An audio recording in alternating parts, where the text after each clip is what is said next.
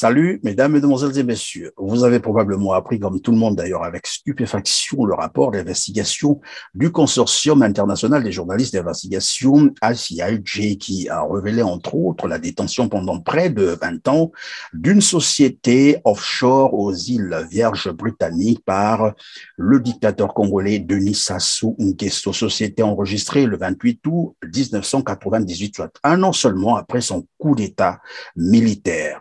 Le chiffre d'affaires de la dite société est estimé à 150 millions d'euros en soit près de 100 milliards de francs CFA annuels. Et quand vous faites des petits calculs, sur 20 ans, vous avez près de 2000 milliards de francs CFA. Je répète, 2000 milliards. Pendant ce temps, le Congo est plongé dans une crise économique et financière sans égale. La misère, elle est perceptible. Tous les voyants sont au rouge. Et donc aujourd'hui, Droit de savoir revient sur ces révélations.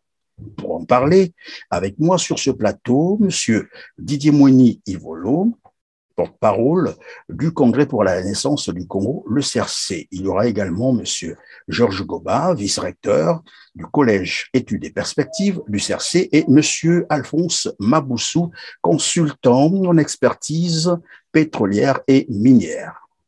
Pour ceux qui me découvrent aujourd'hui, je suis Christian Perrin. Mesdames, Mesdemoiselles et Messieurs, bienvenue dans votre émission Droit de savoir, et vous avez eu raison de choisir TLR TV. Bonjour, chers invités. Bonjour, Monsieur Perrin, et merci pour cette invitation. Bonjour, Monsieur Perrin. En tout cas, merci d'avoir accepté notre invitation et soyez donc les bienvenus sur notre plateau.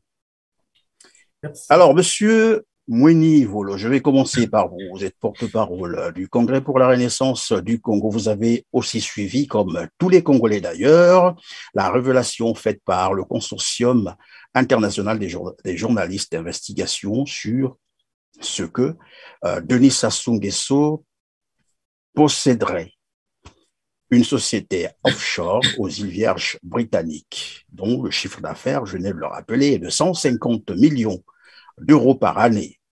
Quel commentaire faites-vous d'abord de ces révélations? Écoutez, Monsieur Perrin, avant de faire un commentaire, je voudrais dire deux sentiments qui m'ont animé lorsque j'ai suivi cette émission Cache Investigation sur France 2. Le premier sentiment, c'est la tristesse, mais vraiment la tristesse, de voir des sommes colossales volées aux Congolais, les Congolais qui souffrent, des sommes colossales qu'on va cacher loin du Congo pour échapper au bien-être des Congolais, et pendant ce temps, les Congolais souffrent. Le deuxième sentiment, c'est un sentiment de colère de voir que ce ne sont pas des simples populations. Et d'ailleurs, je peux vous le dire en tant que porte-parole du CRC, le gouvernement de Brazzaville a souvent pointé les membres du CRC comme étant ceux qui donnent une mauvaise image du pays. Mais ma colère aujourd'hui, c'est de voir que finalement, c'est un voyou qui est à la tête du Congo et qui nous fait honte. Ma colère, en tout cas, c'est surtout celle-là. La honte voyou, que ce monsieur... voyou, vous avez dit, le mot n'est pas trop fort, non? C'est un Koulouna, ce monsieur. C'est peut-être le premier des Koulouna.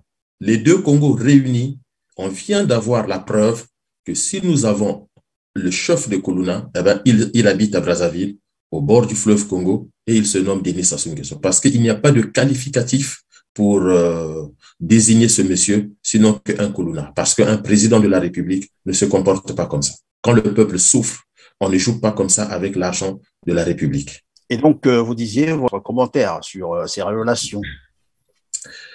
Mais aujourd'hui, le commentaire que je peux faire quand on regarde cette émission, je reviendrai certainement sur beaucoup de choses que j'ai déjà dites dans votre émission. Le premier commentaire qu'on peut faire, c'est qu'il y a véritablement aujourd'hui un changement de paradigme dans la géopolitique mondiale.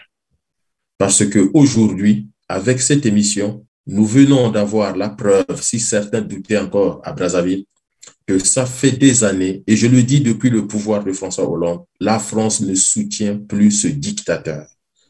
nous sommes dans la fin des temps. Sassou, c'est fini. Il n'a plus le parapluie qu'il avait de la France parce que France 2, c'est quand même une télévision publique.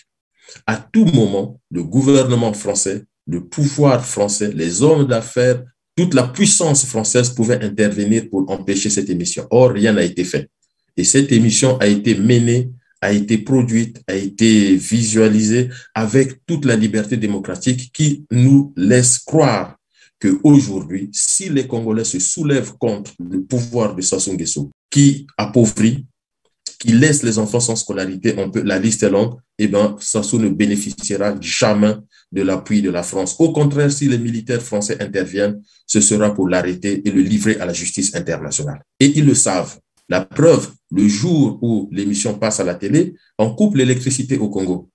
Mais comme je l'avais dit aux Congolais, ne vous inquiétez pas. Nous allons vous expliquer dans des mots simples, avec beaucoup de pédagogie, pour que vous puissiez comprendre comment Sassou vole l'argent de l'État. Et je pense qu'à certains moments, je pourrais intervenir en Lingala lorsque on donne 1 500 000 € à quelqu'un qui ne vaut plus rien sur la scène internationale, sauf pour Sassou Nguesso. Combien d'enfants, M. Perrin, pouvaient partir à l'école, depuis l'école primaire jusqu'à l'université? Nous pouvons faire les calculs. Quand vous parlez d'1 500 000 €, vous faites état de quoi, par exemple? À quoi faites-vous allusion? Mais je fais allusion aux sommes d'argent versées par Sassou Nguesso à Dominique Strauss-Kahn. C'est quand même curieux, c'est quand même assassin sur le plan financier de laisser les enfants congolais sans scolarité, de laisser les hôpitaux congolais sans médicaments, sans matériel, sans plateau technique, de laisser les Congolais au quotidien de mordre la poussière et de donner 1 500 000 € à quelqu'un qui ne nous rapporte rien sauf la misère, celui qui contribue à la misère du Congo. C'est beaucoup d'argent, évidemment, mais pourtant, le gouvernement congolais, par la voix, bien sûr, de son porte-parole, rejette, sinon refute toutes ces accusations. Il parle d'ailleurs d'une diffamation. Georges Goma. Parler de diffamation par rapport aux informations qui nous sont rapportées, c'est un manque de sérieux. Bon, écoutez, moi, j'ai tendance à vouloir parler, Monsieur Christian Perrin, des scandales qui ont émaillé, n'est-ce pas, le régime de M. Denis Sassou Nguesso. En commençant par poser cette argumentation. Généralement, dans toute la presse congolaise et la presse internationale, nous avons souvent vu l'explication donnée de la crise endémique que vit notre pays, le Congo-Brazzaville, à une conjoncture. La conjoncture, c'est la chute du prix du baril de pétrole. Et récemment, cet argumentaire est articulé aussi à la situation de pandémie, que ce serait cela qui explique le fait que le Congo soit dans cette situation de crise endémique. Alors, ici, nous voulons réfuter avec la dernière des énergies cet argumentaire pour placer ceci.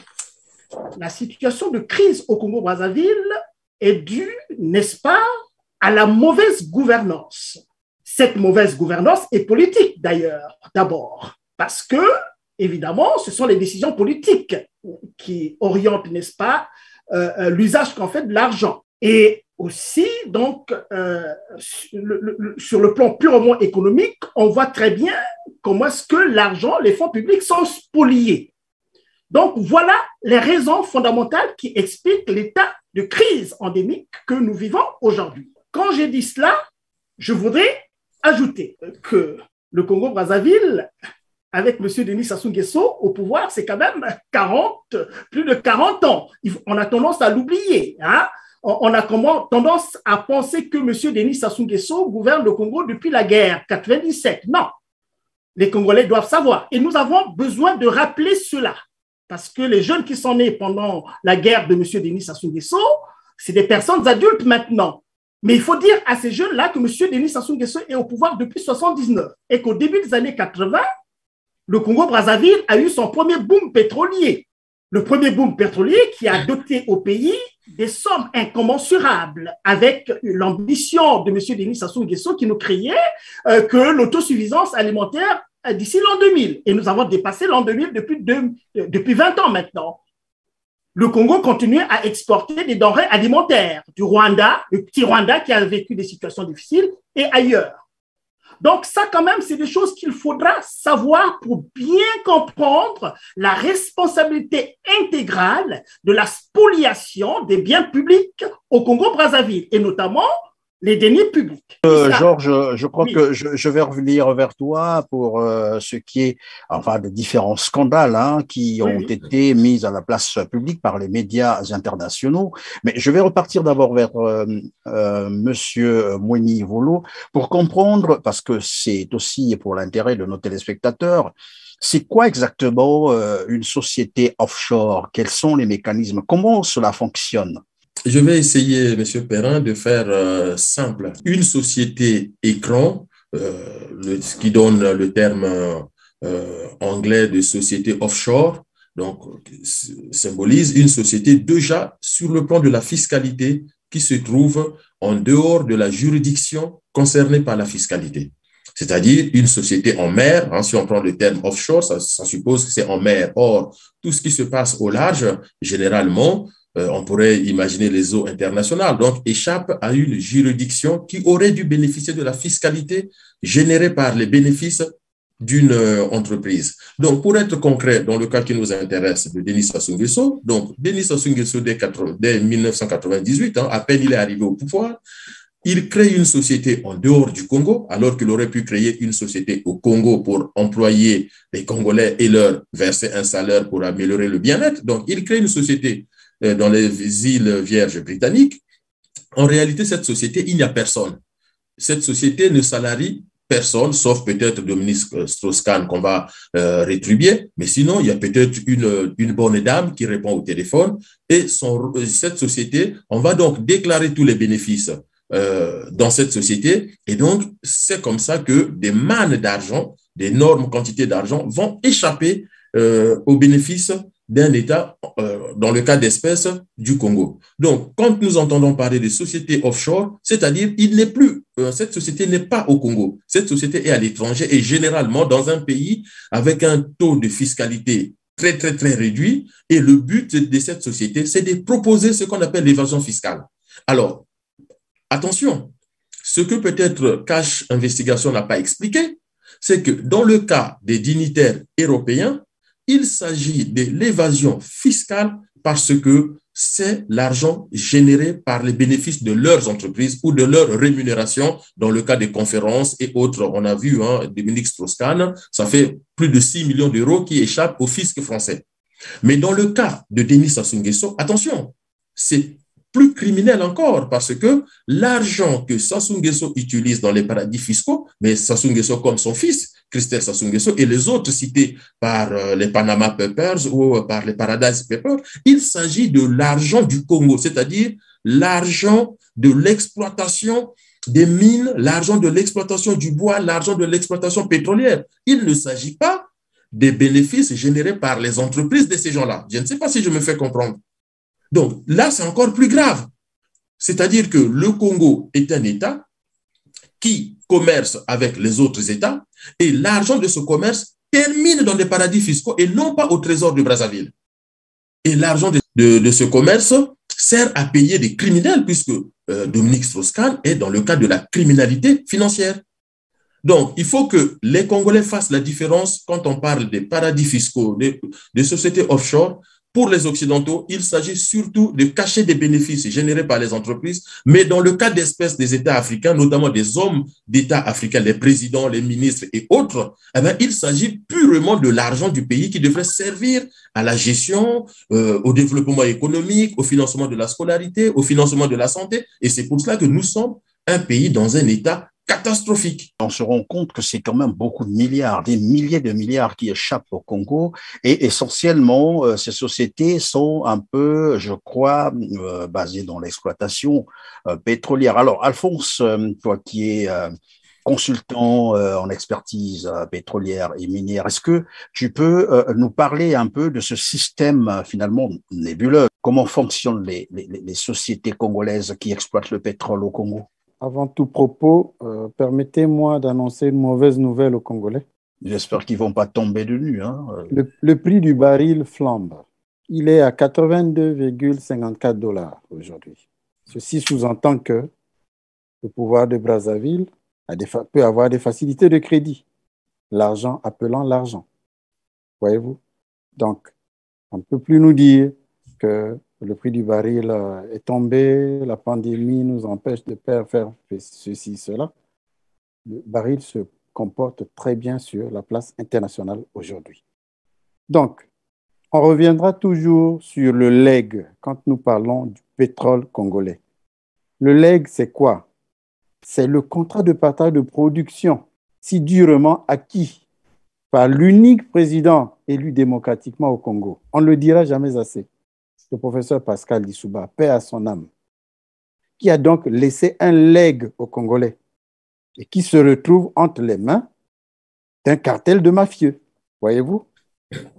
Nous avons un domaine minier. Ce domaine minier s'ouvre à toute société pétrolière qui vient explorer et ou exploiter le pétrole, qui s'associe avec d'autres sociétés à cet effet. Maintenant, dans le cadre de ce qu'on a appelé la congolisation ou le local content, c'est-à-dire permettre aux Congolais d'accéder à ce marché juteux, ont été mis en exergue une classe de privilégiés. Ainsi, on a vu naître des sociétés du genre AOGC, qui appartient à M. Denis Gokana, qui est conseiller aux hydrocarbures du chef de l'État et qui est aussi propriétaire de cette société, qui a des blocs pétroliers, qui participe à certains blocs pétroliers dans le domaine minier congolais. Vous avez la société Prest Oil Kwilu, Petro Kwilu, Continent, Orion Oil. À qui appartient ces sociétés que vous êtes en train de citer là? Orion Oil appartient à M. Lucien Ebata, on va en parler tout à l'heure. Continent appartient à M. Yaya Touré, qui était au FMI au moment où Dominique Strauss-Kahn négociait pour le Congo. Vous voyez, de nationalité camerounaise. Donc, à lui, on a attribué des parts dans des blocs pétroliers. Vous avez la société Petrobras, qui a fait le scandale de l'adduction d'eau au Congo, qui ont été surfacturés. Et ces puits d'eau ou ces fontaines d'eau n'existent plus aujourd'hui. Ces forages d'eau n'existent plus aujourd'hui au Congo. Quasiment plus.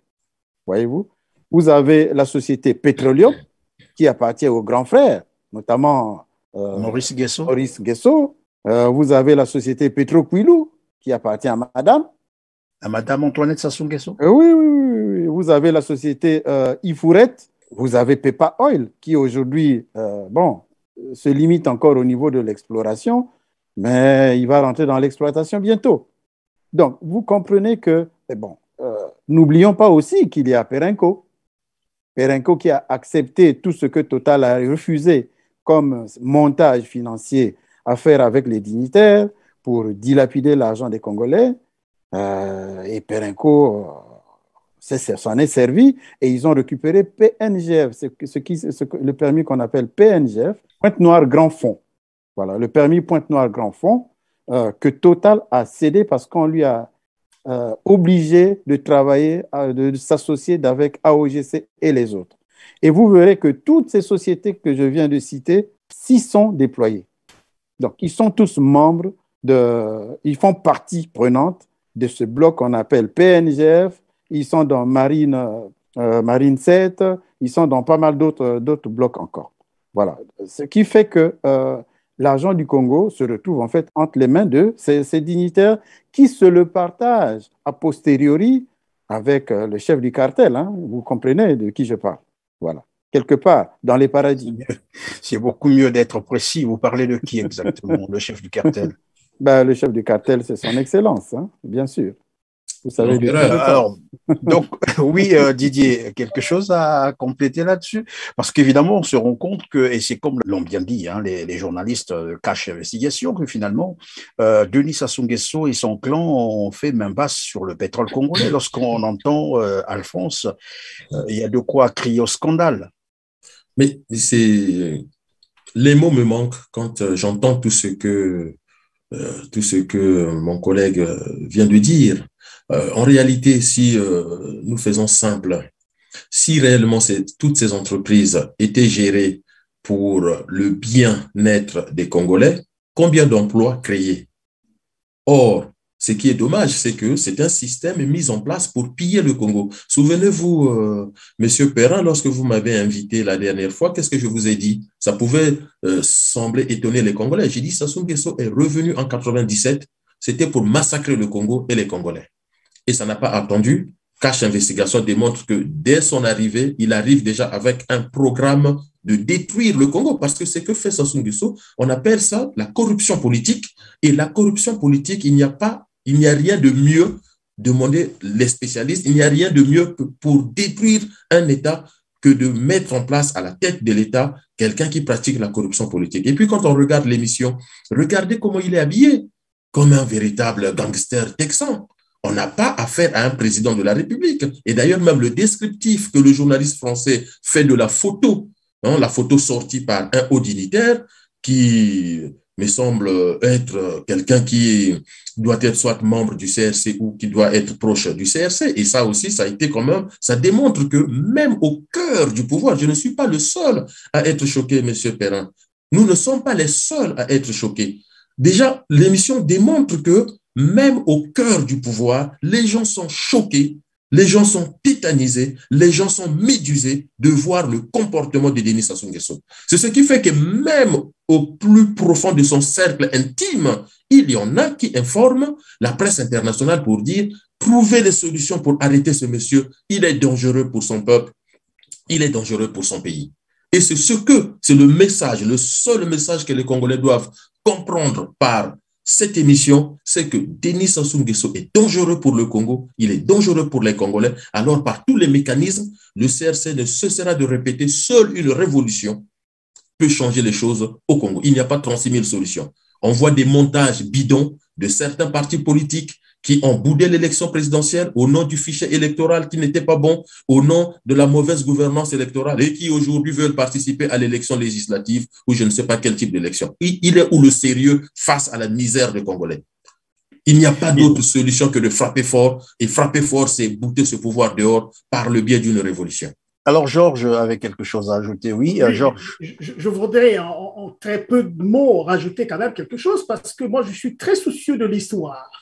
Je suis très soucieux de l'histoire et nous sommes des observateurs de la vie politique au Congo-Brazzaville depuis pas mal de temps maintenant. Mais à cette époque, déjà, Sassou 1, on voyait qu'il y avait des entreprises d'État. Il y avait des entreprises d'État, le chemin de fer Congo-Océan, par exemple. Il y avait un train qu'on appelle le train bleu. Mais nous autres, quand on voyait ça, on se disait que c'était des entreprises d'État. Il y avait l'aviation aussi. On pensait que ça appartenait à l'État. Mais par des indiscrétions, on entendait que non, mais ça appartient à tel membre de la famille présidentielle, que telle entreprise appartient à tel membre de la famille présidentielle. Donc, au moment où on pensait que c'était une entreprise d'État qui envoyait sa recette, n'est-ce pas, au trésor public, mais l'argent ne prenait pas le chemin du trésor public, ça allait dans les poches de la famille de M. Denis Sassou Nguesso. Une autre chose que je voulais rajouter… Comme quoi cette mafia a commencé à longtemps, cette façon de faire. Bien sûr que cette mafia a commencé depuis très, très longtemps. Avec du recul, on commence à comprendre très, très bien les choses. On parlait, M. Maboussou a parlé un peu des entreprises qui opèrent au Congo-Brazzaville, mais les Congolais, sans oublier quand même que les anciens présidents ont fait l'effort qu'ils ont fait. Ils avaient une vision pour le Congo-Brazzaville. Et je voulais parler d'un seul de ces anciens présidents, c'est le président Alphonse Massamba Deba, dont tout le monde sait très bien que le tissu économique au Congo-Brazzaville a été mis en place par ce président-là. Les grandes entreprises que nous connaissons de notre pays ont été mises en place par Massamba Deba. Mais je me rappelle aussi, j'ai retrouvé dans les archives de mon père, qui était membre du parti et qui était fier de l'être en tant que tel.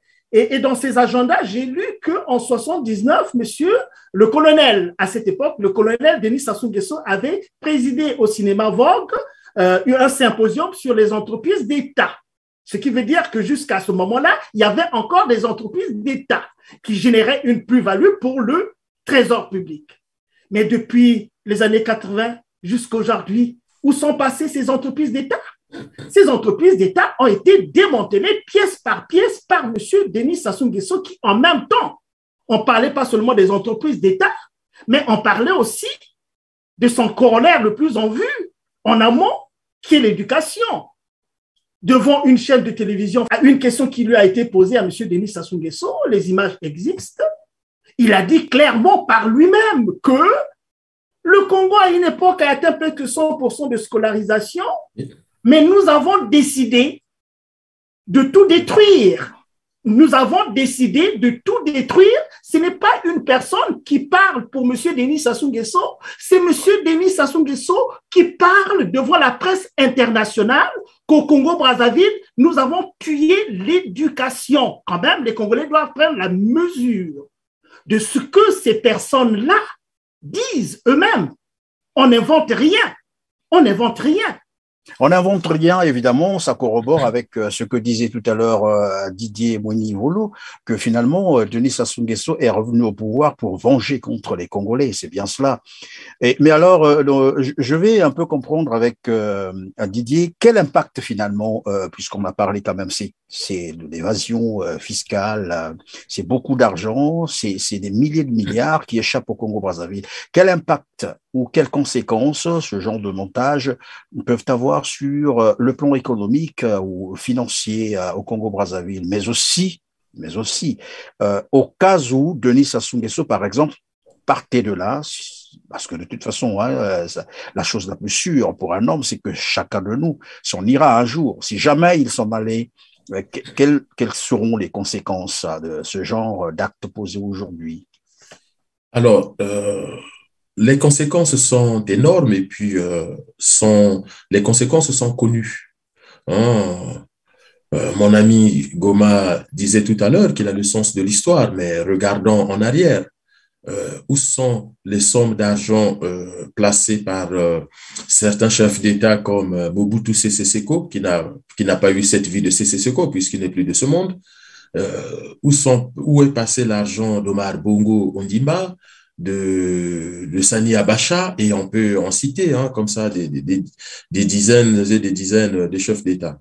La conséquence pour nous sur le plan financier, évidemment, la conséquence est que le Congo produit, le Congo est un marché sur le plan économique et financier, sauf que les recettes générées par ce marché finissent dans des paradis fiscaux et donc rien n'arrive dans les caisses de l'État pour que l'État puisse investir.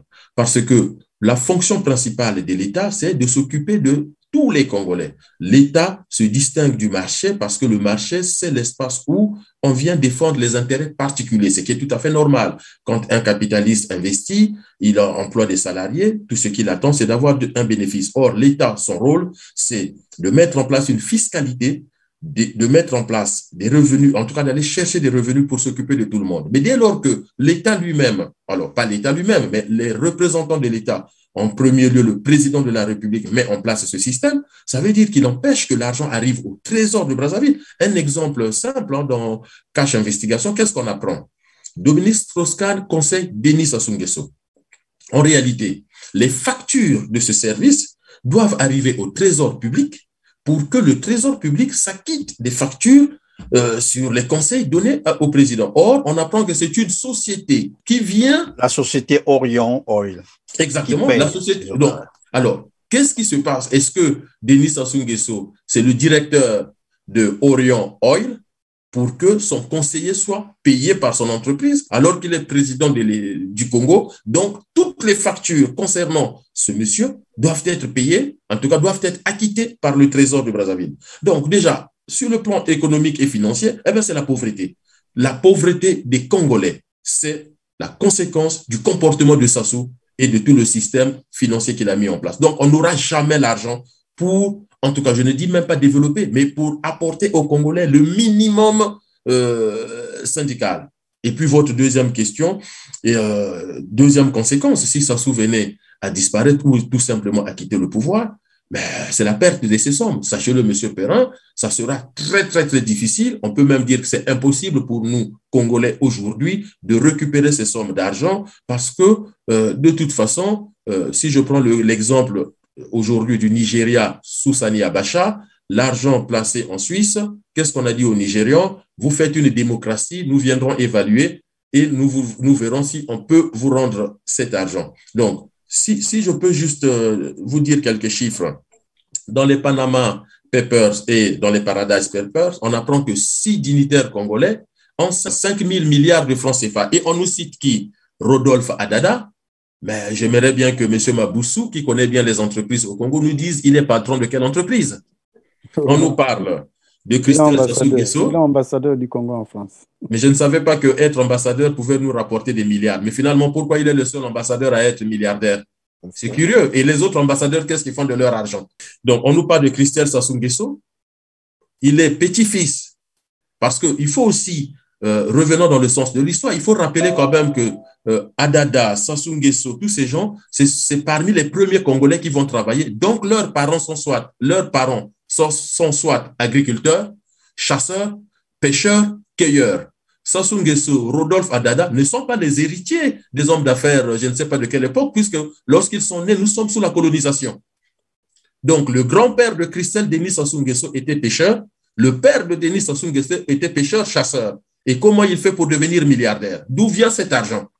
On peut se poser la question. On nous parle de Jean-Jacques Bouya. Mais allons regarder dans la famille, dans l'histoire de la famille de Jean-Jacques Bouya, à quel moment est apparu un richissime homme d'affaires.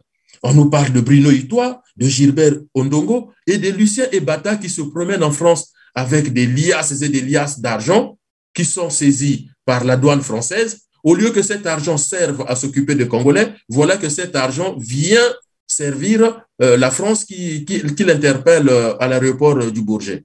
Donc, la conséquence, c'est que ce sont des sommes d'argent, une fois de plus, qui échappent à l'État congolais, qui échappent au trésor de Brazzaville, et donc, l'argent qui aurait dû servir au bien-être des Congolais sert aux banques des paradis fiscaux, puisque nous n'allons pas récupérer cet argent. Alors, monsieur Maboussou, on a dit tout à l'heure, ce paradoxe-là, c'est l'État congolais qui, en fait, on appelle la prestation ou aux prestations de Dominique Strauss-Kahn, DESCA. Et j'imagine que Mathieu Pigasse aussi est passé par là. C'est sûr et certain que lui aussi a été payé. Bon, là encore, il faut qu'on essaie de vérifier l'information. Il avait été payé par qui? Mais on apprend que DESCA avait été payé par la société Orion Oil. Et c'est des sommes colossales, comme on l'a dit. C'est quand même près d'1 milliard de francs CFA. Comment expliquer ce mécanisme? C'est-à-dire, l'État congolais, c'est-à-dire DESCA est appelé par l'État congolais pour un service donné, et ce n'est pas le Trésor qui paye ses honoraires, c'est finalement une société, entre guillemets, pétrolière, qui appartiendrait, ou qui appartient, ce n'est même plus au conditionnel, qui appartient à Lucien Ebata, qui en même temps est aussi conseiller, je crois, de Denis Sassou Nguesso. Conseiller auprès du Fonds monétaire international. En plus. Voilà. C'est lui qui est censé aller négocier avec le Fonds monétaire international pour permettre au Congo d'avoir des facilités d'ajustement. Voilà.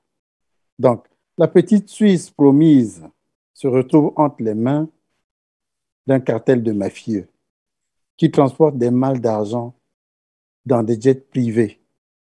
Allez demander au Premier ministre s'il est au courant des montages ou de la provenance des fonds manipulés pour faire face aux charges de l'État. Je ne pense pas qu'il soit au courant. Quant au président des 2 chambres parlementaires, je me demande même s'il se retrouve avec le chef de l'État à un moment donné pour faire le point de la situation du pays. Le cartel d'Oyo, qui est une sorte de think tank où l'on peut recevoir tous les mafieux du monde à l'abri de tout regard, des cons gaulais que nous sommes, c'est-à-dire nous sommes des cons gaulais, quoi, et bien isolés du septentrion, donc cette bourgade d'Oyo, et on y magouille à tout va sous le sceau de la République. Les institutions de Bretton Woods ne sont pas dupes de tous ces faux montages effectués par Dominique Strauss-Kahn et les autres.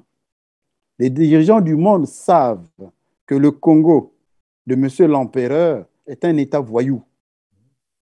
Raison pour laquelle même Donald Trump n'avait pas voulu accepter de le recevoir, de lui serrer la main. Question de ne pas salir sa main, voyez-vous. Ils sont malheureusement précédés par leur mauvaise réputation, ceux qui gouvernent le Congo aujourd'hui. Le Congo fonctionne avec des bâches à eau, des groupes électrogènes. Le développement se limite aux promesses, aux slogans. La France de Chirac, de Sarkozy est obsolète. Ils n'ont plus de mentor aujourd'hui. Pour parler précisément de ce qui nous concerne, je m'en vais vous parler de Denis Christelle Sassou Nguesso, qui est né le 14 janvier 1975 à Brazzaville. En 1997, il avait 22 ans, lorsqu'ils ont hérité du pétrole congolais, donc du contrat de partage de production.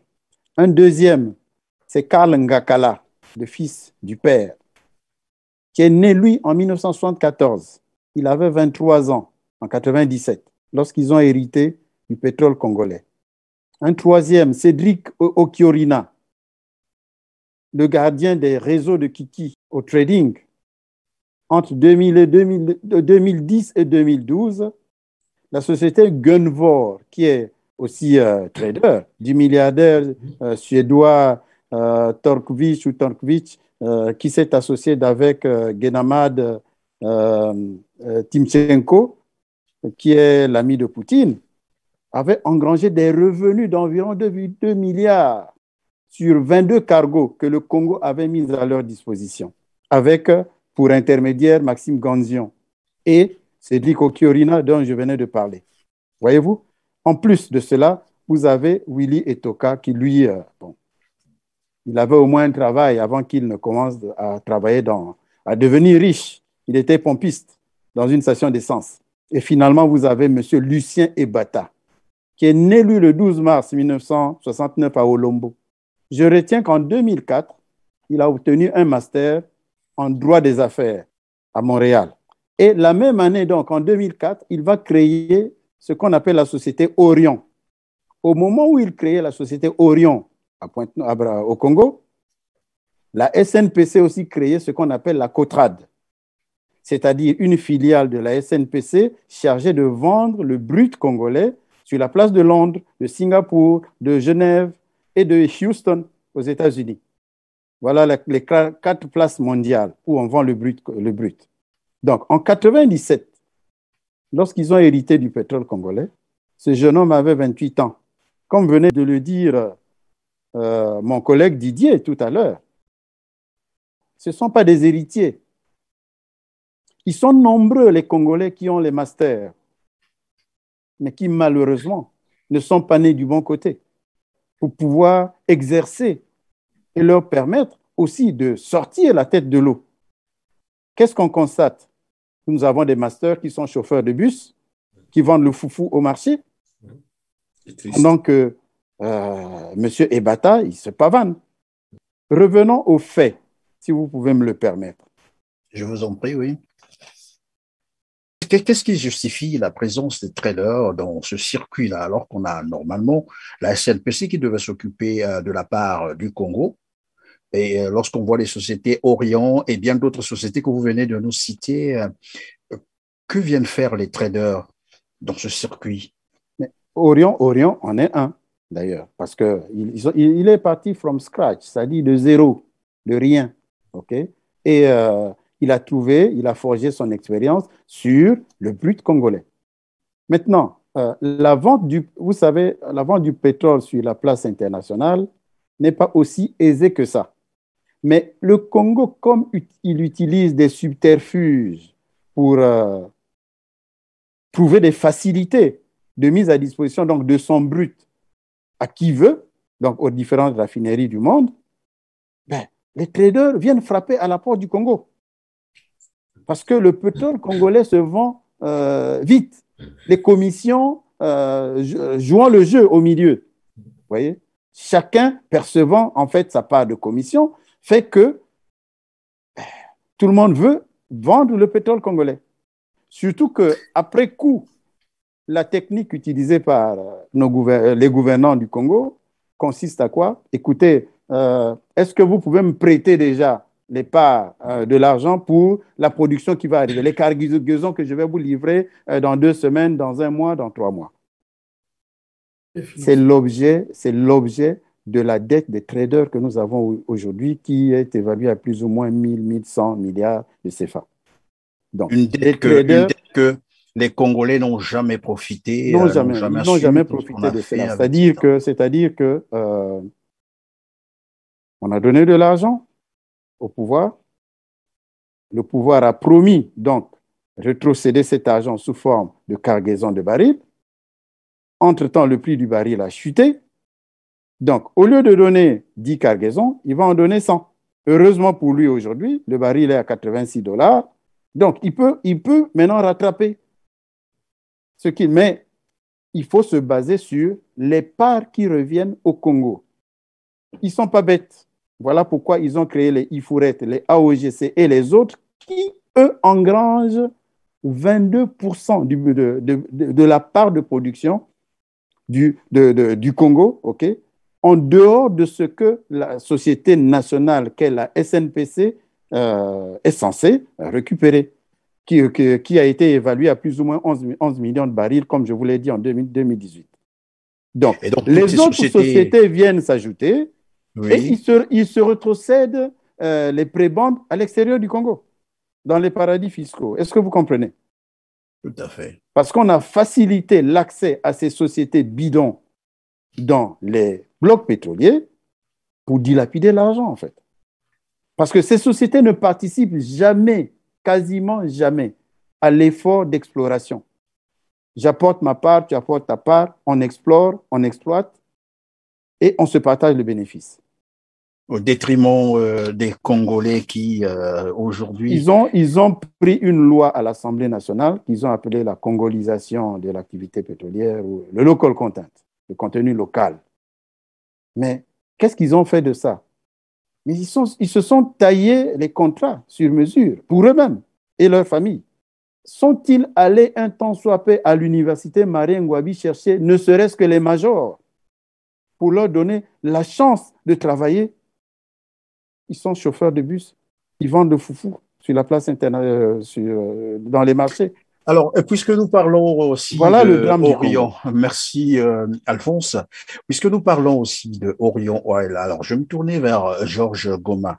Nous parlions donc tout à l'heure, hein, tu as entendu Alphonse parler de Orion Oil, c'est-à-dire la société de Lucien Ebata, l'homme qui a été mis en examen dernièrement en France pour corruption active, ce qui est révélé, et blanchiment d'argent.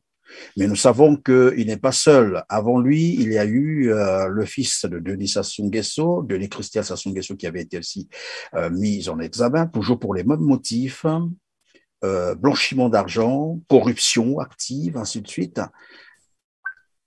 On se rend compte que c'est une pratique courante avec ce régime.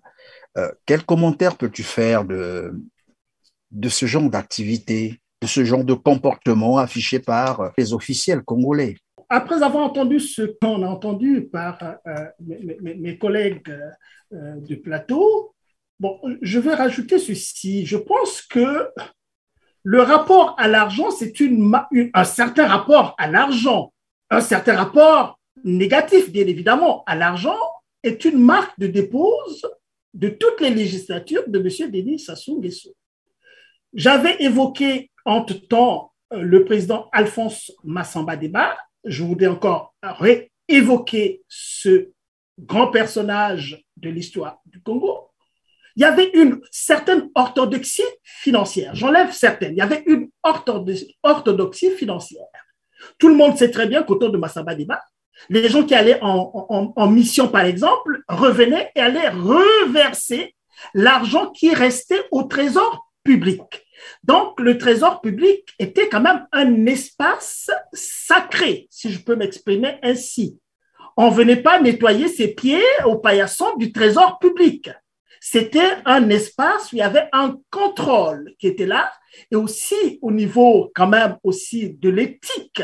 Quand les gens viennent reverser eux-mêmes le restant de l'argent après une mission, il faut dire quand même que la législature Massamba Déba avait pu imprégner dans des Congolais qui avaient des responsabilités une certaine vision de la chose publique. Vous voyez, ça c'est quand même très très important de le dire. Or, quand on regarde le régime de M. Denis Sassou Nguesso, eh bien, sans risque de me tromper, toutes les personnes qui sont dans ce régime-là sont des voleurs. Il faut dire les mots comme ça se présente. Aujourd'hui, nous ne sommes plus à mettre des gants pour dire des choses qui sont la traduction de la vérité. Et j'étais même choquée de voir que même les femmes également, dernièrement, on a vu qu'une dame, madame... La présidente du Conseil économique et social aussi est plongée dans le siphonnement des biens publics. Même les femmes, même nos mères aussi sont engagées là-dedans. Et dans la spoliation, on connaît bien l'histoire de Kiki Nguesso en Floride. Il a des problèmes là-bas avec la justice. Sa fille à New York aussi, on connaît cela. Et puis tous les autres courtisans, aujourd'hui au Congo-Brazzaville, n'importe qui peut voler. M. Denis Sassou Nguesso ne dit rien. Est-ce que M. Denis Sassou ne dit rien parce que ce sont ces personnes-là, il a peur de ces personnes-là? Je n'en sais rien. Mais aujourd'hui, les gens au Congo-Brazzaville volent, c'est des milliards. Maintenant, on parle des milliards. C'est-à-dire la concurrence entre eux, c'est à celui qui aura volé le plus de milliards possible. Ça, c'est quand même des choses qui se passent devant nos yeux et que l'argent aussi, les circuits de l'argent au niveau international est aussi contingenté, même s'ils ont trouvé des petites manipulations pour traverser ces milieux-là. Aujourd'hui, au Congo-Brazzaville, on voit très bien comment les gens gardent de l'argent dans des chaumières. On le voit très bien. On entend dire que d'autres vont garder l'argent dans des cimetières. Ben ça, il n'y a pas de fumée sans feu quand on nous le dit comme ça. Les gens proches du régime, puisque c'est eux qui assistent à cela, ils nous parlent aussi, ces gens qui sont dans le système, qui ont la peur au ventre, qui ne peuvent pas dire, mais qui nous jettent des informations de ce qui se passe à l'intérieur là-dedans. Et qui parfois eux-mêmes sont scandalisés par rapport à ce qu'ils font eux-mêmes, que ce n'est pas possible qu'on nous laisse un boulevard d'impunité aussi large. Mais quand même, M. Perrin, si vous me le permettez, je vais quand même dire une petite chose. Vous savez, en janvier 2010, le Congo qui depuis 2006 cherchait le point d'achèvement pour l'initiative des pays pauvres très endettés. Et en 2010, ils ont atteint leur objectif puisque le Club de Paris s'est réuni. Vous savez que le Club de Paris cristallise tous les pays industriels. Et pour le cas du Congo, évidemment, le Brésil s'y était ajouté à ce Club de Paris et tous ces États industrialisés pour parler un peu de la dette du Congo-Brazzaville. Monsieur Ondongo, c'est celui qui avait emmené la délégation du Congo-Brazzaville. Et il y avait aussi des observateurs comme la Banque africaine de développement, il y avait aussi le FMI et d'autres observateurs. Et le Congo a bénéficié de 100% de remise de dette. Vous vous rappelez qu'ils ont fait la fête pour être devenu un pays pauvre, très endetté. Ils ont fait la fête par rapport à cela, sans honte. C'est un paradoxe incroyable pour un pays pétrolier. Le pétrole au Congo-Brazzaville, c'est depuis les années 50, les années 60, 70. On le sait très, très, très, très bien. Donc, ils sont très contents d'être parmi les pays pauvres très endettés. Mais qu'à cela ne tienne, c'est simplement pour vous montrer que, eh oui, vous avez atteint le point d'achèvement. Ce qui veut dire que vous avez eu un espace de liberté quand même sur le plan des finances et que vous pouvez quand même penser vraiment développer le Congo-Brazzaville. Je vais venir un peu à la fin, je pense que vous allez me poser la question sur les conséquences de cette inconséquence financière au Congo-Brazzaville. Je voudrais, à ce moment-là, je vais dire un peu les conséquences, évidemment. Ben allez-y, puisque vous avez la parole, allez-y. Ben oui, mais là, c'est pas tout, ce que je voulais dire. Il y a la remise de la dette de 2010 avec le point d'achèvement. Donc, il leur donne un espace de liberté pour pouvoir faire une bonne politique, n'est-ce pas, une politique économique. Ça s'est pas passé. Parce que la criminalité financière s'est renforcée. Vous savez le budget d'un pays? Le budget d'un pays, c'est un document légal, n'est-ce pas, qui est approuvé par la législature, approuvé aussi par le président de la République. Mais le budget, M. Christian Perrin, je veux dire une chose. De 1994 à 1996, le budget, retenez-le bien, le budget du Congo-Brazzaville oscillait autour de 350 milliards de francs CFA.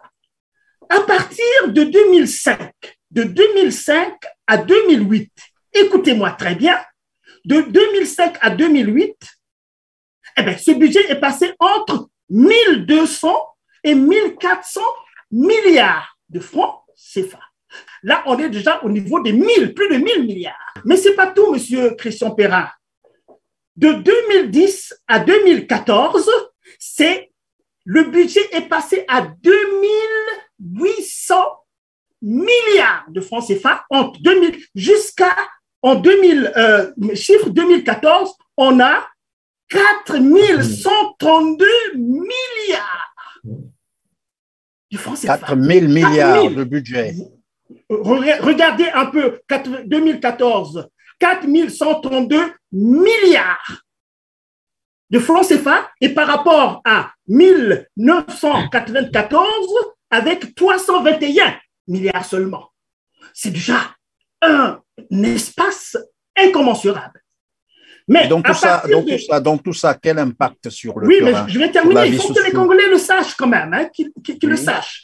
Et à partir de 2015 jusqu'à 2021, ça a commencé à décroître jusqu'à atteindre 1671 milliards. Bon, alors, quand je dis tout ça, c'est pour vous dire quand même que le régime de Brazzaville a eu l'argent qu'il fallait pour développer le Congo-Brazzaville. Mais ils ne l'ont pas fait, ce qui veut dire quand même quelque part qu'il y a une forme d'animalité dans le régime de M. Denis Sassou Nguesso parce qu'on ne peut pas avoir brassé autant d'argent et voir une misère endémique rampante prendre de l'ampleur au Congo-Brazzaville, M. Christian Perrin. Je veux encore donner ce chiffre-là puisqu'on en parle souvent. Ça, c'était le côté du budget d'État. Bon, maintenant, quand on nous balance en pleine figure, par eux-mêmes d'ailleurs aussi, les 14 000 milliards. Je dis bien, il faut que les Congolais prennent la mesure de cela. Il ne s'agit pas de 2 000 milliards, il ne s'agit pas de 3 000 milliards, il ne s'agit pas de 4 000 milliards, mais il s'agit de 14 000 milliards de francs CFA, les excédents budgétaires. On nous a dit qu'on a ouvert un compte pour les générations futures. On a applaudi cela. Je vous ai parlé du budget. Quand c'est un peu déséquilibré, on peut puiser un peu de là pour arrondir un peu les choses.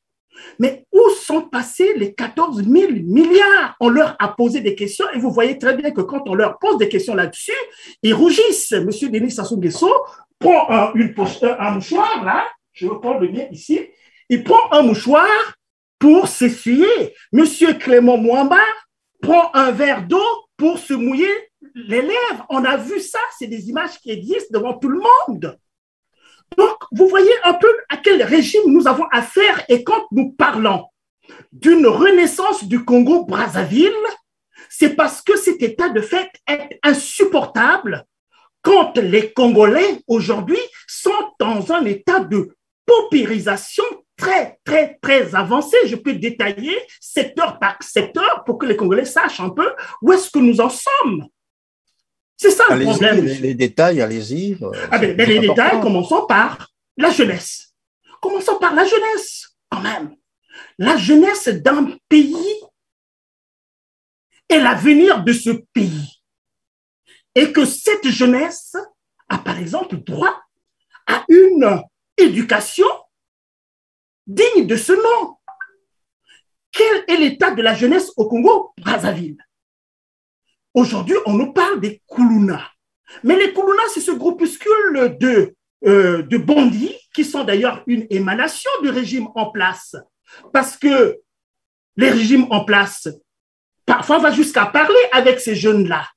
Le régime en place n'a pas construit un centre de réinsertion pour ces jeunes-là qu'ils taxent d'être des bandits puisqu'ils découpent des gens en pleine journée. Ils sèment la terreur dans les quartiers. Mais quand c'est comme ça, vous avez quand même des moyens avec tout l'argent qu'on vient de montrer ici. Vous avez quand même des moyens pour construire des centres de réinsertion de ces jeunes, mais vous les laissez en liberté. Qu'à cela ne tienne, ça c'est le côté déviance. Bon, maintenant, les jeunes, normalement, les jeunes qui vont, non seulement le système scolaire est aussi en lambeaux, on voit très bien les conditions dans lesquelles est-ce que les enfants vont à l'école. En dehors des écoles qui appartiennent au ministre, c'est-à-dire au Congo-Brazzaville, être ministre vous donne le droit de créer des écoles et de doter de ces écoles avec les moyens qui sont attendus à la hauteur pour un système éducatif. Ce qui veut dire que l'école publique est complètement en lambeaux et personne ne s'en occupe. On voit bien Madame Ango qui est passée sur vos chaînes l'a très bien dit également. Elle ne peut pas rentrer dans une salle de classe où il y a plus de 100 élèves. Mais dans nos salles de classe, on voit jusqu'à 300 élèves. Mais qu'est-ce que les enfants vont apprendre et dans quelles conditions les enfants s'asseyent dans un pays qui produit le bois? Ce n'est pas supportable. Donc, quand nous parlons avec cette détermination, avec cette colère, c'est parce que les faits qu'on nous offre sont là. Nous n'inventons rien. Nous n'en avons pas appris qui que ce soit. Mais ce que nous voyons est insupportable. Ça, c'est pour les jeunes. Et puis, bon, quand on voit le système éducatif aussi, hein, on voit l'université Marien-Ngouabi, là où on forme les Ngagabayele en question, c'est-à-dire des gens qui devaient avoir pour vocation d'inventer l'intelligence qui est adaptée à notre pays. Aujourd'hui, on ne voit pas des formations qui poussent les gens à prendre des métiers, par exemple. L'université est dans l'état où il est aujourd'hui. Voyez? Bon, maintenant, rapidement, puisque vous me le demandez, les conséquences, c'est ça aussi, Monsieur Christian Perrin. Le domaine de la santé. Oh, mais attendez, le domaine de la santé, avec l'éducation, c'est quand même les domaines les plus sensibles. Une population dynamique, c'est une population qui est en bonne santé. Mais aujourd'hui, vous voyez très bien que les gens crèvent, les gens meurent parce qu'ils n'ont pas pu acheter une aspirine, une Nivaquine. Vous voyez? Et puis, l'autre affaire, quand même, pour montrer un peu le caractère toxique et pernicieux du régime qui est en place, qui a pris la décision ouvertement de faire souffrir les Congolais, parce que c'est à ça que ça renvoie. Monsieur Denis Sassou Nguesso a juré de faire souffrir les Congolais. Et pourquoi? Parce que M. Denis Sassou Nguesso a appelé les Congolais à aller vers la démocratie. Et quand les Congolais ont voulu aller vers la démocratie, avec tout la liberté qu'on leur donne, M. Sassou Nguesso ne l'a pas entendu de cette oreille-là. Il a commencé, n'est-ce pas, à les massacrer, à les tuer, puisque la terreur qui s'exerce au Congo-Brazzaville, c'est par rapport à ça. Donc, vous voyez très bien que quand nous mettons ça en perspective, c'est pour dire aux Congolais qu'ils doivent prendre leurs responsabilités et qu'on ne peut pas laisser à une bande de malfrats, on l'a dit déjà, et c'est bien vrai avec tout ce qui se passe dans la presse, c'est une bande de malfrats qui ne veut que du mal aux populations congolaises. Et que si les populations congolaises ne veulent pas se prendre en charge, eh bien, ils savent à quelle sauce ils seront mangés à la fin, y compris eux-mêmes, leurs enfants, les enfants de leurs enfants, les enfants des enfants des enfants de leurs enfants. Et donc, aux Congolais de prendre leurs responsabilités. Alors, Didier Moueni-Volo, je rappelle que vous êtes porte-parole du Congrès pour la Renaissance du Congo, le CRC. Alors, on parle de 14 000 milliards ici, 5 000 milliards là-bas, 2 000 milliards de l'autre côté. Et tout à l'heure, Georges vient de faire un développement, mais on comprend bien que le Congo est dans le gouffre. Et face, par exemple, aux nouvelles révélations de la détention, près de 20 ans, d'une société offshore par Denis Sassou Nguesso, une société qui lui a rapporté pendant près de 20 ans près de 2 000 milliards. Ce qui n'est pas permis et ce n'est pas normal pour un président de la République. Que devrait faire la justice, puisque l'information est là? Que devait faire la justice congolaise? Très bonne question. Aujourd'hui, puisque Denis Sassou Nguesso, on le rappelle, hein, il est président du Congo, il a prêté serment de respecter la forme constitutionnelle de l'État et la Constitution pose un cadre juridique concernant le président de la République. Alors, j'invite les Congolais à lire l'article 95. Je vais déjà lire cet article avec eux et puis nous pourrions développer. Donc, l'article 95 de la Constitution du 20 mars 2015, donc une constitution écrite par Denis Sassou Nguesso. Bon, souvent, il a souvent l'habitude de ne pas respecter ce qu'il écrit lui-même. Donc, cet article dit: le président de la République est justiciable devant la Haute Cour de justice. La responsabilité pénale du président de la République peut être engagée en cas de manquement grave à ses devoirs, manifestation incompatible avec l'exercice de sa haute fonction. Dans ce cas, le président de la République est mis en accusation par le Parlement réuni en congrès, statuant à la majorité des 3/4 de ses membres. Une loi organique fixe les conditions de la procédure de mise en accusation du président de la République. Je m'arrête là, M. Perrin. Donc, c'est pour dire que M. Sassou Nguesso, souvenez-vous, lors de notre précédente interview, j'avais dit aux Congolais que le président de la République n'est pas au-dessus des lois. Nul n'est au-dessus des lois. Et donc, aujourd'hui, il appartient au Parlement, déjà, de se réunir. En tout cas, les parlementaires ont un rôle à jouer, de se réunir et de voir ce qu'il faut faire. Mais je voudrais aussi m'adresser à un homme, Monsieur le général Okoye, avec respect. Je dis le général Okoye parce que dans la situation actuelle du Congo-Brazzaville, je vous le dis, Monsieur Perrin, je suis très bien éduqué, mais j'ai du mal à respecter les gens qui détruisent notre pays. La dernière fois, j'avais parlé des sages. J'ai dit, je ne les considère pas comme des sages. Un sage ne peut pas donner le quitus à un dictateur, à un criminel. Donc, je voudrais quand même dire au général Okoye, qui est chef d'état-major, général, Ozana Bananandako, Bozako Lia, mais Pembe ni Nabino, Bana Misus Bazo Kufanzala, Basi Bazo Bota, Bako Kufa Likolo ya Kobota, parce que l'hôpital, Bilo Kezate, et yo, général Okoye, yo moto Simbaka, pouvoir à Sassou Nguesso. Pour natimi kolo tout, yo moto pesaka mibeko na l'armée, pour l'armée à Simba bokonji à Sassou Nguesso. Mokolo ya lelo, yo moko omoni na télévision. Que moto wana oko protéger, ayibaka mbongo ya mbola matadi. Bana bazali sous na kelasite. Mais bana na bino bakindeke kelasi na mboka ya poto. E bongo bana wana bafandi kutu pembeni kaka ya bandako na bino. Bilia ezate. L'école ezate. Ba famille mbongo ezate po bakipe bana. Bana bakomi ba kolona. Général. Mosala na yo ezali ko batela mibeko ya mboka. Soki moto moko azala président de la République akomi ko sakana na mibeko ya mboka okanga ye.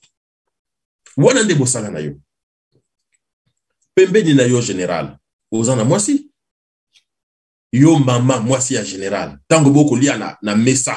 Yo na mobali na yo. Okoki ko yebisa yete. Tata ya bana. Tala biso tozolia. Ebongo. Bandeko na biso ba Congolais obako kufanzala. Je voudrais reprendre en français, M. Perrin. Souvenons-nous, dans les années 60, nous avons eu un grand musicien, Franklin Bukaka. Il chantait Talayi Nwake Diangombe, Yabeto Kaka Bikola. Monoko na bango se Yangombe, Oya Biso se Ndunda. Pourquoi je rappelle ce fait historique, M. Perrin? Dans les années 60, il y avait des gens qui mangeaient de la viande, les autres avaient des légumes. Mais aujourd'hui, eux, ils mangent de la viande. Mais le peuple n'a même plus les légumes. Donc, vous voyez le drame. Et la situation des années 60, où certains mangeaient la viande et le peuple n'avait que les légumes, on a chassé Youlou du pouvoir. Et donc, aujourd'hui, les Congolais méritent une autre révolution pour chasser Denis Sassou Nguesso du pouvoir. On ne peut plus rigoler aujourd'hui. Donc, il y a aussi le procureur de la République. Yo, procureur de la République, M. Ngakala. Et Mosala na yo ezanine. Procureur de la République, otanga yango na université. Wana nde Mosala na yo. Omoni makambo ya mbilinga na télé, eh ben, osali Mosala na yo, okoko simba, moto wana kosala mbilinga. Yo moko olobaki, olingi police inodore et incolore, qui ne fait pas de différence. Eh ben, Sassou Nguesso a lakisi que ayiba kambongo à l'État. Yo procureur, il faut aussi mailler. Il faut aussi mailler. Parce qu'à ça, voyou, les Congolais du nord au sud souffrent. On ne peut pas laisser des choses dans l'État. Maintenant que tout est clair, et d'ailleurs, les documents sont là, donc le procureur de Brazzaville doit travailler avec le procureur de Paris, puisque c'est la France qui sort les documents. Il faut que la justice congolaise se rapproche de la justice française. Il faut que le tribunal de grande instance de Brazzaville ouvre une information judiciaire, nomme un ou plusieurs juges d'instruction, et il faut écouter le président, et déjà, il faut l'arrêter, le mettre aux arrêts, parce que c'est ce qu'on appelle dans la Constitution la haute trahison. En se comportant de la sorte, Sassou Nguesso s'est mis sous le coup de la haute trahison parce qu'il vient de trahir son serment.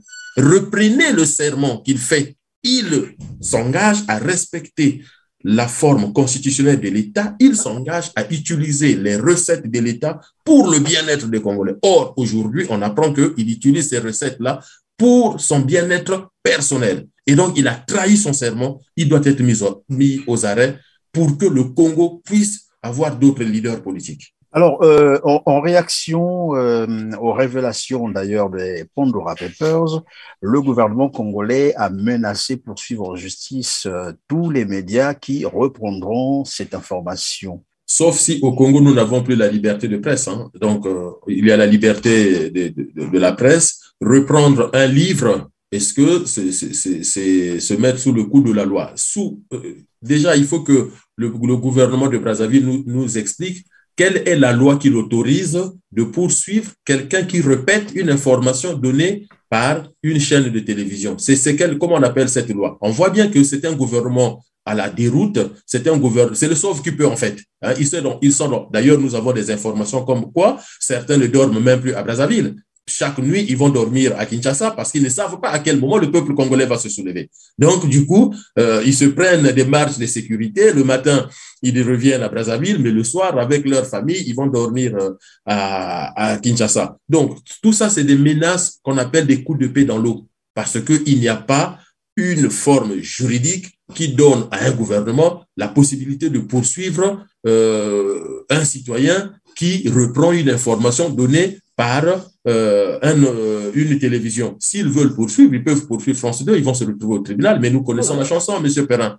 Omar Bongo l'a déjà fait, Sassou 1 l'avait déjà fait. Et qu'est-ce qu'ils font? À la veille du procès, ils demandent à leur avocat de retirer les plaintes. Hein, on connaît l'exercice. Donc, que les Congolais ne s'inquiètent pas, que tous ceux qui veulent reprendre ce que France 2 a montré dans cette émission, ils peuvent le faire. Il n'y aura pas de procès. De toute façon, la plainte sera irrecevable parce que ce n'est pas moi qui commets la diffamation puisque l'information ne vient pas de moi. La source de l'information, ce n'est pas moi. Donc, répéter, ce n'est pas commettre une diffamation. Ils auraient fait mieux donc que de s'adresser aux auteurs de ces affirmations ou de ces enquêtes. Alors, est-ce que c'est pas non plus un aveu, finalement, Georges Goma? Mais c'est un aveu d'impuissance, là, quand même. C'est clair et net. Hein? Didier l'a bien dit. Mais attendez, plutôt que de menacer les gens qui vont reprendre, attaquez-vous à France 2 qui a présenté, qui a sorti le diffamateur, c'est France 2. C'est cet organe de presse qu'on devait viser d'abord, au lieu de dire à ceux qui vont reprendre. Mais ce qui m'étonne toujours, c'est la suffisance de ce régime. La suffisance de ces régimes. C'est-à-dire qu'ils savent très bien que les malfrats, c'est eux. On leur apporte des preuves tous les jours. Donc, c'est le voleur qui accuse le propriétaire. Alors là, c'est franchement, parfois, on a envie de rigoler, mais les choses sont tellement graves qu'à la fin, on n'a pas envie de rigoler, quoi. Vous voyez? C'est quand même terrible. C'est quand même terrible. Et comme l'a dit Didier, les Congolais doivent se prendre en charge. Sincèrement, les Congolais sont protégés parce que quand on voit un régime raisonner de cette manière-là, c'est que le régime est fébrile. C'est la peur. C'est la peur. Monsieur Sassou Nguesso croyait avoir dompté les Congolais parce que depuis qu'il est revenu en 97, c'est le travail auquel il s'est attelé, c'est-à-dire dompter le Congolais pas seulement en l'intimidant. Si c'était seulement l'intimidation, bon, ça se comprendrait. Mais il y a un agir criminel dans la démarche de monsieur Denis Sassou Nguesso. Il a bien installé au centre de son régime un agir criminel. C'est-à-dire que l'argent en question dont nous parlons, mais l'argent aussi est rentré dans des quantités incommensurables dans l'achat des armes. il en a acheté des tonnes et des tonnes et il continue à en acheter. On a eu encore l'information dernièrement qu'il vient d'en acheter d'autres. Mais les armes, vous savez que c'est un domaine d'accumulation de capital énorme dans les pays occidentaux. Donc, on lui vend les armes qu'il veut, puisque les autres ont en retour et l'argent de l'achat du matériel et l'argent des mercenaires. Également, il faut mélanger tout ça, les Ukrainiens qui pilotent les hélicoptères. Donc, Sassou Nguesso, à travers son agir politique, est allé au-delà de l'intimidation. Et les Congolais ont souffert dans leur chair et dans leur esprit. C'est pourquoi il y a ce semblant de terreur sur le Congo où les gens ont peur. Mais en réalité, les Congolais n'ont pas peur. Ils attendent le moment propice, l'instant kéros, le moment opportun. Et l'autre chose que je voudrais ajouter, la peur de M. Denis Sassou Nguesso.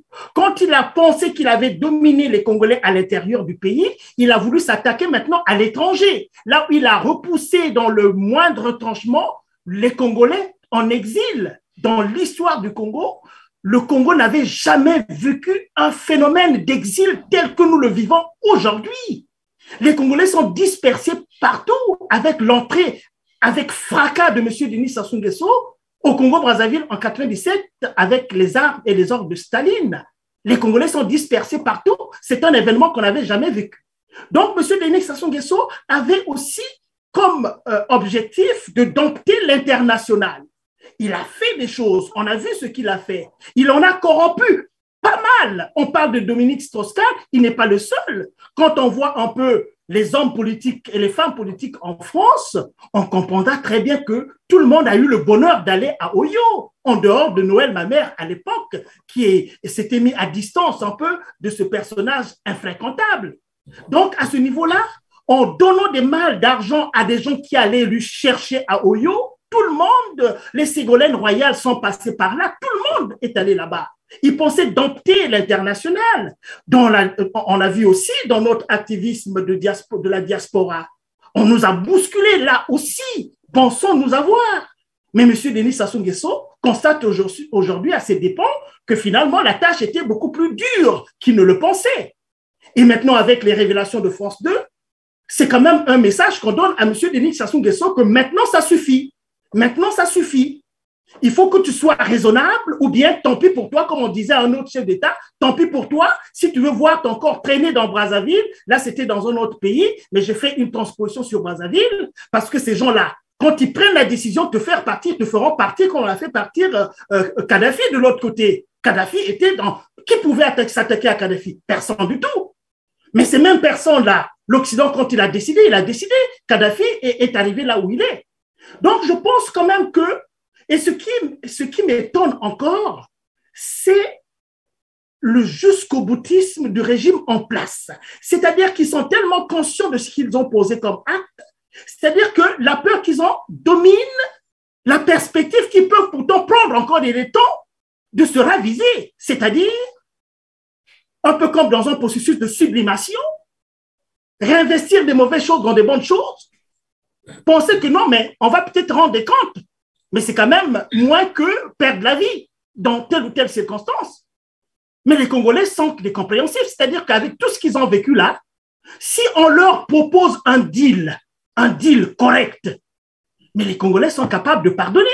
Les Congolais sont capables de pardonner parce que maintenant, la préoccupation des Congolais, c'est vraiment leur avenir, l'avenir de leurs enfants, qui est mis à mal par un régime qui ne veut rien savoir malgré les signaux que leur donne la communauté internationale. Donc, c'est ça qui est quand même étonnant, c'est-à-dire ce caractère obtus, les œillères qu'on porte là, ne pas voir. Ils sont comme là, comme un cheval masqué au trot. Un cheval masqué au trot. Mais attends, tu es masqué, tu es au trot, mais il se pourrait qu'il y ait un ravin devant, tu vas t'engouffrer là-dedans. Donc, c'est parfois ça aussi, ça nous pousse un peu à ce genre de réflexion. On dit, mais attendez, mais les gars, regardez un peu là. Regardez un peu où est-ce que nous en sommes.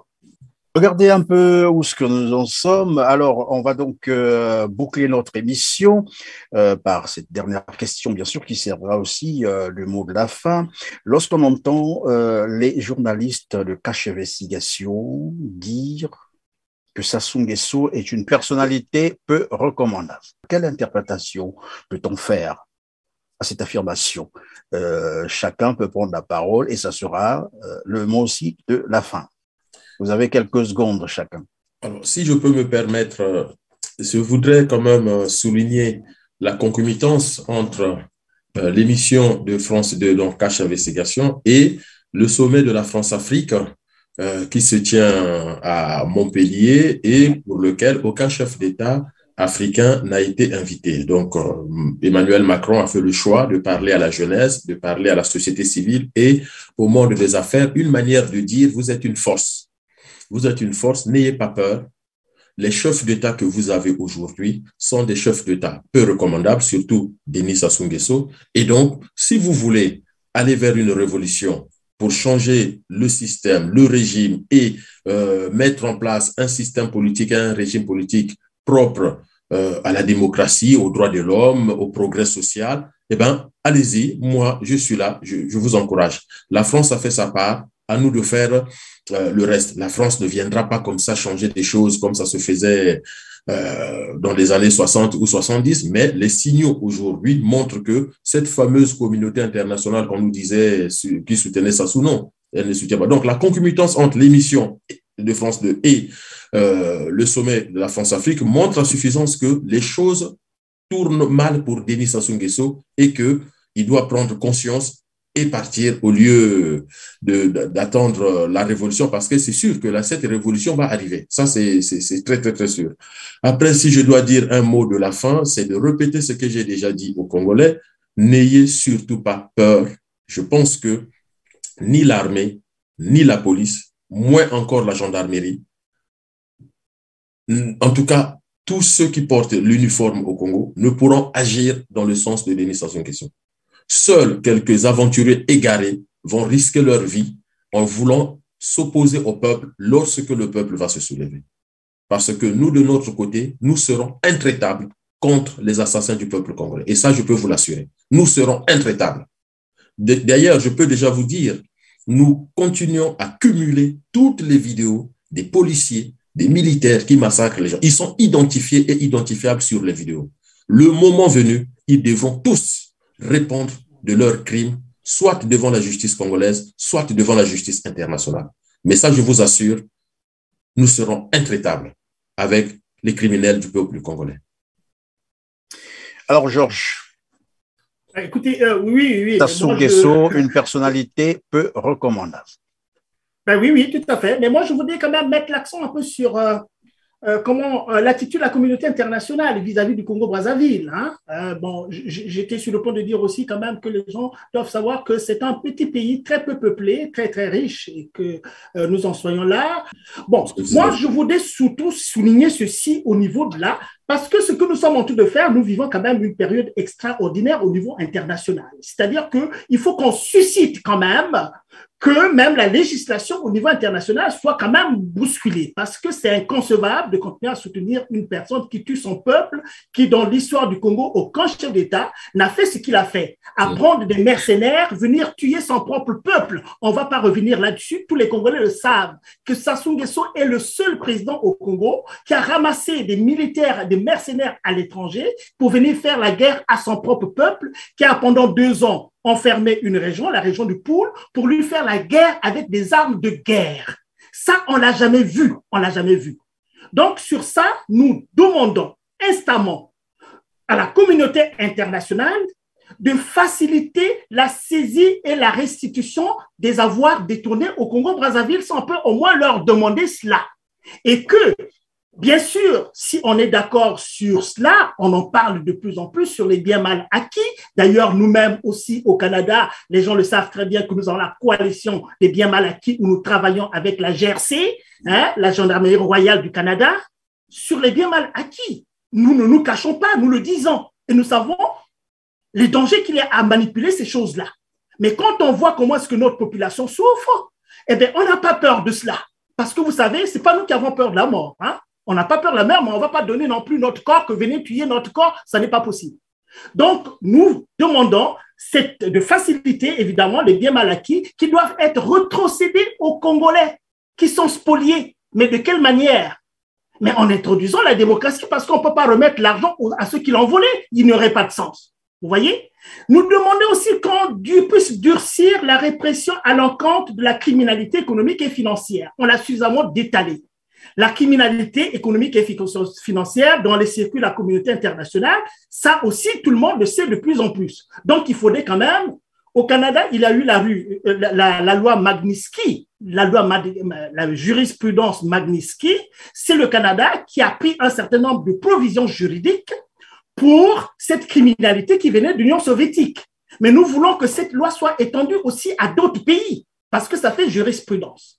Je voudrais aussi, pour terminer, M. Christian Perrin, encourager les efforts de la société civile. La société civile, on voit très bien que la société civile au Congo-Brazzaville est maltraitée par le régime de M. Denis Sassou Nguesso, alors que leur credo, c'est la défense des droits humains au Congo-Brazzaville. On voit un peu comment est-ce que cette société civile est maltraitée. Et enfin, contraindre les acteurs économiques internationaux à la transparence. Là aussi, on a fait état de cela. Et ça peut se faire au niveau international. Et comme ça, vous verrez quand même qu'il n'y a pas que le Congo, mais l'Afrique d'une manière générale. Vous ne serez plus outrés par ces Africains qui traversent la mer Méditerranée pour venir en Occident. Parce que comment voulez-vous que, quand les tankers de pétrole quittent le Congo-Brazzaville pour l'Europe, ils sont hyper protégés et que vous ne supportez pas que les Congolais, qui sont spoliés de ce pétrole-là, puissent suivre les traces de là où va leur richesse. Ça on a du mal à le comprendre. Tu veux dire ces Africains qui suivent leur richesse? Ah ben écoutez, attendez, mais bien sûr que oui, mais attendez, Didier voilà. et Alphonse l'ont bien dit, hein. Pascal, il y a un legs là, il y a un legs. On a beau insulter Pascal Lissouba, qui était à l'origine de tous les maux du Congo, d'après ce qu'ils disent, mais au moins ils ont bénéficié, n'est-ce pas, des contrats de partage de production qui est le génie propre de Pascal Lissouba et sur lesquels ils se sont sucrés, ils sont devenus des multimilliardaires. Alors Alphonse Maboussou, le mot de la fin, vous avez quelques secondes? Oui, accordez-moi quand même 3 minutes. J'aimerais revenir encore sur Orion, qui est cette fameuse société internationale qui se dit internationale. Je me suis permis encore d'aller sur leur site, constater qu'ils ont publié qu'en 2014, ensemble avec la Société nationale des pétroles du Congo, ils ont levé un financement d'1,5 milliard de dollars pour le développement des champs pétroliers de Moho Nord, de Moho Bilondo, de Lianzi et de Mengo Kunji Bindi. Je vais déjà d'emblée dire que Orion ne fait pas partie des permis dans lesquels tous ces gisements ont été cités. Je ne peux pas comprendre à quel titre cette société s'est permise de s'associer avec la Société nationale pour aller chercher une levée des fonds de cet ordre, 1,5 milliard de dollars. Vous voyez? Lianzi, c'est quoi? C'est le bloc que nous partageons avec l'Angola. Il était déjà en exploitation quand le Congo a intégré ce bloc. S'est rendu compte que l'Angola avait pris une partie de notre territoire là-dedans. Moho Nord, c'est Total, Chevron et la SNPC qui sont partenaires là-dessus. Il en est de même pour Moho Bilondo, le permis haute mer et le permis mer très profonde sud. Qu'est-ce qu'Orion vient faire là-dedans? C'est pour justifier la nébuleuse. On s'est affublé de la famille pour piller le pays. Tout se fait à l'extérieur. L'Assemblée n'est pas au courant, le Sénat n'est pas au courant, la primature n'est pas au courant. Si j'ai un mot à dire, c'est de demander aux institutions de Bretton Woods de serrer les boulons. C'est sûr. Parce que tout l'argent qu'on donne au Congo se retrouve comme dans un entonnoir. Il ne faut pas donner le crédit au Congo. On sait ce qu'ils en font. Qu'ils remboursent d'abord les municipalisations accélérées, bidons et autres, qu'ils remboursent tout ce qu'ils ont engrangé pour faire ce désordre-là, pour faire du Congo le pays le plus endetté au monde. Voyez-vous? Et un autre Congo naîtra, où les Congolais se retrouveront, où il fera bon vivre. Et nous ne parlerions qu'au passé de ces 40 ans, malheureusement, qui auront fait perdre du temps à tant de générations. En tout cas, merci. Peut-être qu'il faut aussi les contraindre à rapatrier l'argent qu'ils ont planqué dans les paradis fiscaux au lieu d'aller toujours prendre de l'argent au FMI. Georges avait quelque chose à ajouter, mais ce sera vraiment, oui. vraiment la fin. Assez rapidement. Vous savez, la discussion, on a tellement de choses à dire rapidement là.